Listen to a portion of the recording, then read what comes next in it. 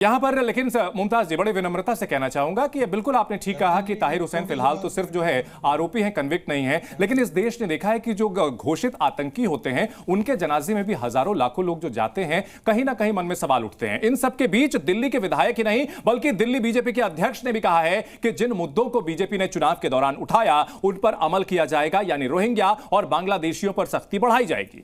Agenda कोई नहीं, agenda Bharatiya Janata party का एक ही एजेंडा है कि दिल्ली में विकास के काम करना है, दिल्ली को विकसित राजधानी बनाना है और तेजी से और कड़ी कार्रवाई होगी। भारतीय जनता पार्टी का सीएम होगा और केंद्रीय नेतृत्व हमारे पर्यवेक्षक आएंगे, विधानसभा की जो हमारा पूरा प्रतिनिधि है उनके साथ बैठेंगे, चर्चा करेंगे और केंद्रीय नेतृत्व तय करेंगे। कब तक विधायक दल की बैठक खुलेगी? ये तो केंद्रीय नेतृत्व तय करेगा, हमारे हाथ में। देखिए, ना रोहिंग्या रहेगा ना बांग्लादेशी रहेगा, ये भारतवासियों की ज़मीन है, हम उन्हीं के लिए काम करेंगे। और दिल्ली से हम जितनी जल्दी हो सकता है, मैं निवेदन करूंगा माननीय प्रधानमंत्री जी से, निवेदन करूंगा हमारी नई कैबिनेट से, दिल्ली से हमें वक्फ बोर्ड को ख़त्म करना है, क्योंकि वो ज़मीन भारतवासियों की है और सब हिंदुस्तानियों की ज़मीन है।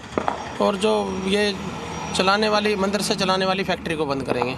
मैं एक बहुत छोटा सा कार्यकर्ता हूँ, जो मेरे नरेंद्र मोदी जी, हमारे राष्ट्रीय अध्यक्ष जी, हमारे प्रदेश के अध्यक्ष जी, हमारे संगठन के लोग जो तय करेंगे, हम उनको सिर माथे लगा के उनके मार्गदर्शन में काम करेंगे। तो बीजेपी नेताओं के बयान लगातार सामने आ रहे हैं, लेकिन विरोधी ये भी सवाल उठा रहे हैं कपिल जी कि दिल्ली में जो पुलिस है वो तो पहले से ही एलजी के अंडर में थी, गृह मंत्रालय के अंडर में थी। इसके अलावा ये भी कहा जाता है कि घुसपैठिया आते कहां से हैं, बीएसएफ बॉर्डर पर लगी हुई है, वो केंद्र सरकार के अंतर्गत है। तो इसको लेकर के सवाल जो है केंद्र सरकार के पाले में डाल दिए जाते हैं। जी, मैं आपको एक चीज बता दूं, पहले जरा पुराने कांग्रेस के काल के किसी सीपीडब्ल्यूडी के व्यक्ति से बात कर लीजिएगा, जिसकी ड्यूटी लगी थी बांग्लादेश के बॉर्डर पर फेंसिंग लगाने की, कि जब होम मंत्रालय से फोन आता था कि इस गांव में मत करो। खैर छोड़िए इस बात को जी। मेरा एक बात स्पष्ट बात कहना है, और जो मेरा सवाल बीजेपी से भी है कि बांग्लादेशियों और रोहिंग्या का मुद्दा जो है देश के लिए खतरनाक है, इसे केवल चुनाव के समय क्यों उठाया जाता है? साल भर उसके ऊपर क्यों नहीं एक्शन लिया जाता? बंगाल में क्या इन्होंने कम बांग्लादेशियों ने वो कहा, रोहिंग्या ने वो किया था चुनाव के दौरान में भी और पहले उसके अंदर क्यों नहीं? हाँ, दिक्कत क्या है कि जब इन पे सख्ती होती है तो यही लोग ये जो आज उनको कह रहे हैं कि बाहर निकालो, यही कांग्रेस ही, यही नक्सली। कपिल जी ने जो अपने पहले वक्तव्य में कहा कि भारतीय जनता पार्टी की जीत, संगीत रागी जी आपका भी तवज्जो चाहूंगा और विक्रमादित्य जी आपका भी चाहूंगा, मनुवादियों के खिलाफ बड़ी जीत हुई है। अर्थात ये मान लिया जाए कि भारतीय जनता पार्टी टोटली ब्राह्मणों के खिलाफ है, सवर्णों के खिलाफ है, क्षत्रियों के खिलाफ है। मतलब आप कुछ भी बोल दो कि ठीक है आप प्रो बीजेपी हैं, लेकिन आप कुछ भी बोल दो। मैं तो संगीत रागी जी आपसे मुद्दे पर आए ना, पॉइंट क्या है इसमें? पॉइंट जो हमारी बहस का मुद्दा है कि भाई अतिक्रमणकारियों को हटाया जाए कि ना हटाया। प्रोफेसर कपिल ने कहा है भाई जी कि ये मनुवाद के खिलाफ बड़ी जीत हुई है भारतीय जनता पार्टी की। मनुवाद कौन सा आम आदमी पार्टी है? उनके स्टेटमेंट पर हम बहस को पूरी तरह डाइवर्ट नहीं कर सकते सर, लेकिन इतना बताइए कि अतिक्रमण हटाया जाए कि ना हटाया जाए? अतिक्रमण पर जो बुलडोजर एक्शन हो रहा है वो हो कि नहीं? आप बताइए ना, मनुवाद क्या है सर? मुद्दे को मत भटकाइए नवीन जी, मुद्दे को ना भटकाइए, मुद्दे को ना भटकाइए। योगी मॉडल को लेकर जो कहा जाता है कि भाई जो अतिक्रमणकारी होते हैं उनका बुलडोजर एक्शन होता है, उनको जो घुसपैठिए उनको वापस लिया जाए, वो वापस किया जाता है, ये सही है कि गलत? नवीन जी। नहीं, निश्चित तौर पर देखिए ऐसा है, घुसपैठियां चाहे म्यांमार से आ रहे हो, चाहे बांग्लादेश से आ रहे हो, चाहे पाकिस्तान से आ रहे हो या किसी अन्य देश से आ रहे हो, अवैध घुसपैठ का तो ट्रीटमेंट यही है जो अमेरिका हमारे भारतीयों के साथ कर रहा है। लेकिन दुर्भाग्य यह है कि भारत की सरकार, मोदी जी की सरकार हिम्मत नहीं जुटा पा रही। कितने डिपोर्ट किया आपने पिछले 10 सालों में, 11 सालों में? नहीं कर पा रहे। आप आइडेंटिफाई नहीं कर, दिल्ली के चुनाव के दौरान 12-15 मुश्किल से आइडेंटिफाई नहीं कर पाए आप दिल्ली में, तो बातें बड़ी बड़ी कर रहे हैं। इतने आइडेंटिफाई और इतने और इतने। आप वकील लग रहे हैं मुझे, आप वकील कपड़े बने हुए हैं, काला सफेद पहनता ही है।